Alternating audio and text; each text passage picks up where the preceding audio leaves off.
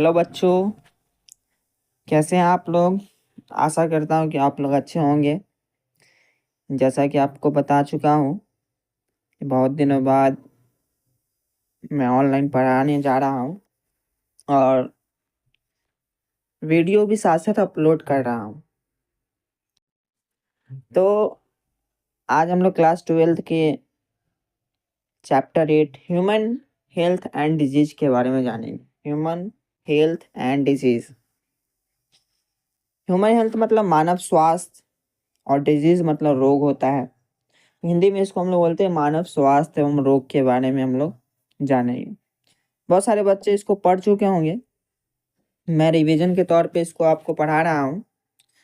और जैसा कि आप लोग जानते हैं कि एग्ज़ाम धीरे धीरे नज़दीक आ रहा है, तो हम लोग सबसे पहले जानते हैं कि हेल्थ क्या होता है। हेल्थ और हेल्दी में क्या फ़र्क है। तो हेल्थ मतलब होता है स्वास्थ्य और हेल्दी मतलब होता है स्वस्थ। तो स्वास्थ्य और स्वस्थ में क्या फ़र्क है।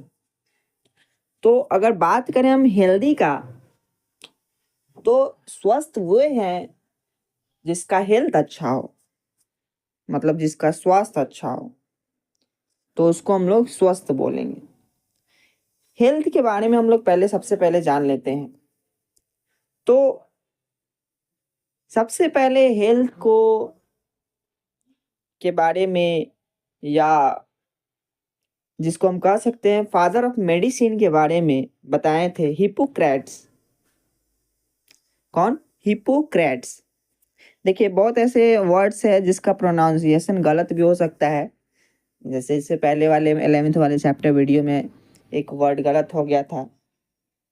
प्रोसीजर को प्रोसीडर पढ़ दिए थे, लेकिन होता है प्रोसीजर। लेकिन उसका हिंदी से ही बताए थे, प्रक्रिया ही होता है।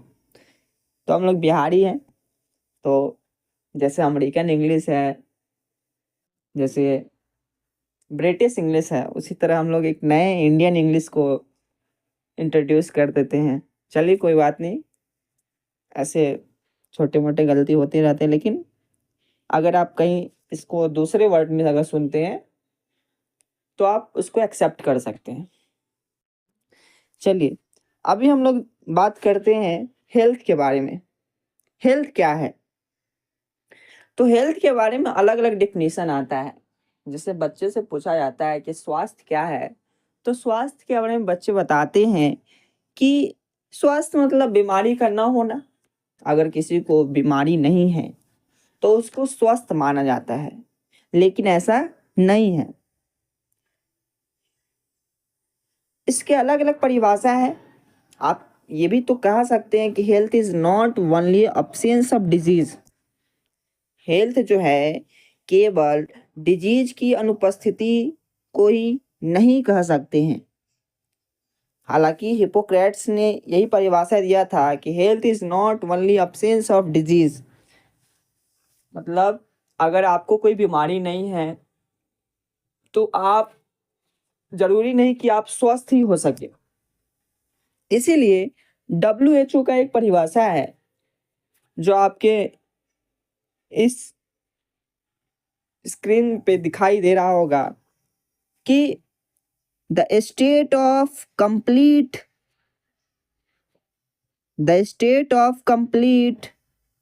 Physical, mental and social wellbeing.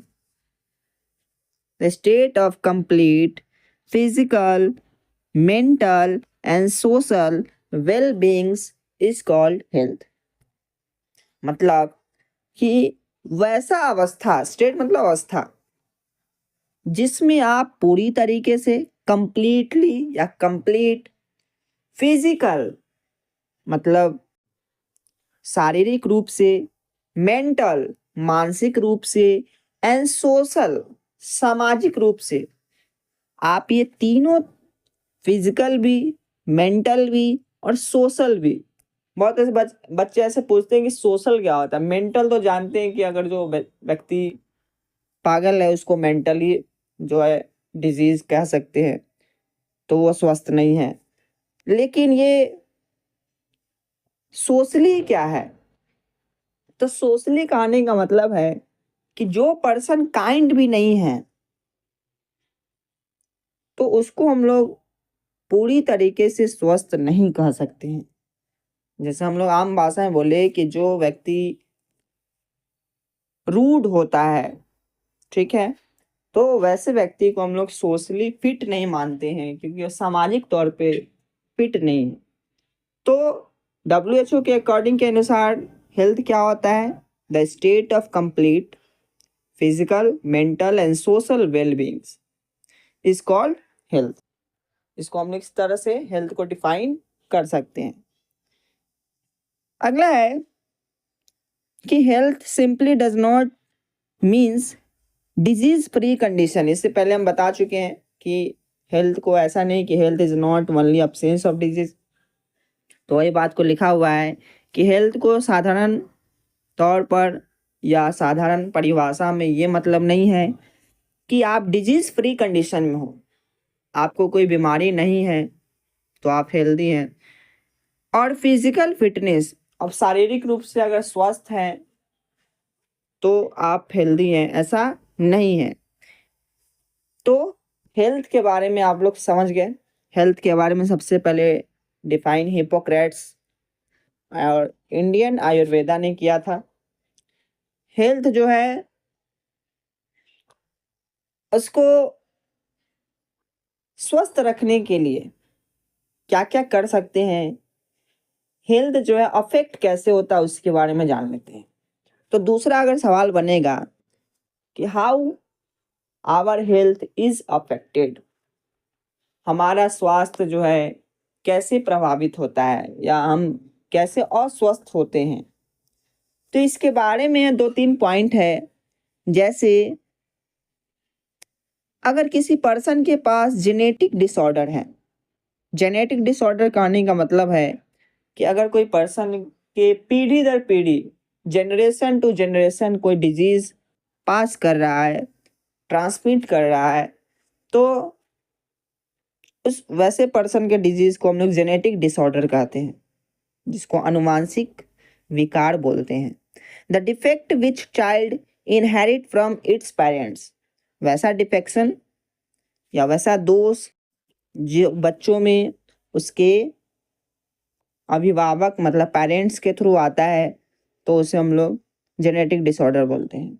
दूसरा इन्फेक्शंस, इन्फेक्शंस जनरली जानते हैं संक्रमण जिसको बोलते हैं, फ्रॉम माइक्रोब्स और अदर ऑर्गेनिज्म, माइक्रोब्स के द्वारा होता है। माइक्रोब्स जो है बहुत सारे इन्फेक्शियस माइक्रोब्स भी होते हैं, बहुत सारे हेल्पफुल माइक्रोब्स भी होते हैं। तो जो इन्फेक्शियस माइक्रोब्स होते हैं उससे इन्फेक्शंस होता है, तो इन्फेक्शंस के आप अफेक्टेड हो सकते हैं आपका हेल्थ। तीसरा लाइफ स्टाइल। सर ये लाइफ स्टाइल क्या है? तो लाइफ स्टाइल कहने का मतलब है आपके जीवन जीने की शैली, आप कैसे अपना जीवन बिता रहे हैं, अपना दिन कैसे बिता रहे हैं, आपका घर कैसा है, आपका ऑफिस कैसा है, ठीक है, आपके कपड़े कैसे हैं, साफ है कि नहीं, गंदे हैं, क्या है, मतलब आपके लाइफ स्टाइल से भी आपका पता चलता है कि आप खाना कैसे खा रहे हैं, कहीं खाना कंटामिनेटेड तो नहीं है, पानी कैसा पी रहे हैं, ठीक है, एक्सरसाइज कर रहे हैं कि नहीं, कितना आप आराम कर रहे हैं, ये सब आपके लाइफ स्टाइल पे भी डिपेंड करता है और आपकी हेल्थ पे ये अफेक्ट करता है। तो हेल्थ कैसे अफेक्ट हो सकता है? तो 3 चीज़ हम लोग जानते हैं और लिखा भी हुआ है, एक जेनेटिक डिसऑर्डर, दूसरा इन्फेक्शंस, तीसरा लाइफ स्टाइल। जेनेटिक डिसऑर्डर क्या है समझ गए कि जो कोई भी डिसऑर्डर जो बच्चों में उसके पेरेंट्स के थ्रू आता है उसको जेनेटिक डिसऑर्डर बोलते हैं। इन्फेक्शंस, इन्फेक्शंस के बारे में जानते हैं कि माइक्रोब्स द्वारा होता है या अदर ऑर्गेनिज्म द्वारा भी होता है। जैसे मान लीजिए किसी को कुत्ता ने काट लिया तो उससे भी आपको इन्फेक्शंस हो सकता है, तो ये अदर ऑर्गेनिज्म में हो गया। लाइफ स्टाइल हो गया तीसरा। तो लाइफ स्टाइल में क्या है कि आपका भोजन कैसा है, खाना पानी कैसे आप लेते हैं, कैसा है, मतलब प्योर है कि नहीं है, कि कंटामिनेटेड है, कंटामिनेटेड मतलब दूषित। तीसरा, आप एक्सरसाइज वगैरह करते हैं कि नहीं। तो ये 3 चीज़ पे आपका हेल्थ एक्चुअली लाइफ हेल्थ ये डिपेंड करता है, इससे अफेक्ट होता है ये 3 चीज़ों से। लास्ट क्वेश्चन बनता है, गुड हेल्थ को कैसे मेंटेन कर सकते हैं। तो गुड हेल्थ को मेंटेन करने कई सारे पॉइंट्स हैं, जैसे बैलेंस डाइट। ये बैलेंस डाइट क्या होता है। तो बैलेंस डाइट करने का मतलब है कि आप जो खाना ले रहे हैं, खाना हम लोग जनरली 3 टाइम खाते हैं, तो इस खाना में जितने भी हमारे इसेंशियल न्यूट्रिएंट्स है या इसेंशियल न्यूट्रिएंट्स है इसेंशियल न्यूट्रिएंट्स है, वो आपके खाना में है कि नहीं है प्रॉपर।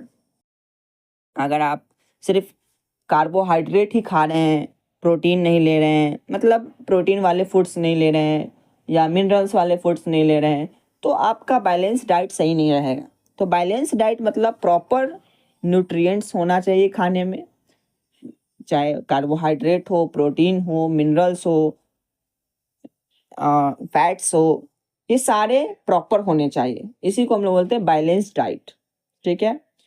और दूसरा इसमें खाना हम लोग टाइम टू टाइम लेना चाहिए, तो हम अपने हेल्थ को मेंटेन कर सकते हैं। दूसरा, पर्सनल हाइजीन मतलब आपके खुद का साफ सफाई। ठीक है। आप अपने आप को कितना साफ रखते हैं, उसको हम लोग पर्सनल हाइजीन में गुड हेल्थ में आ जाएगा। तीसरा, regular exercise and yoga. Regular exercise, क्या आप प्रतिदिन या लगातार आप एक्सरसाइज करते हैं कि नहीं। तो ये जो है आपको हेल्थ को मेंटेन कर सकता है, अच्छी हेल्थ को। Awareness about the disease and their effect. चौथा, आपको बीमारी के बारे में जागरूक रहना होगा, जानकारी रहना चाहिए। अवेयरनेस मतलब जागरूक, और उसके इफेक्ट के बारे में कि कौन सा डिजीज से कौन सा इफेक्ट उसमें दिखता है पर्सन में। अगर वो इफेक्ट के बारे में आप जानते हैं, तो ऐसा कभी आपके बॉडी में ऐसा कुछ इफेक्ट दिखता है, तो आप उसको क्योर कर सकते हैं। पांचवा, immunization against the infectious disease. जो इन्फेक्शियस डिजीज है, जैसे निमोनिया, कॉमन कोल्ड, ये सब इन्फेक्शियस डिजीज है।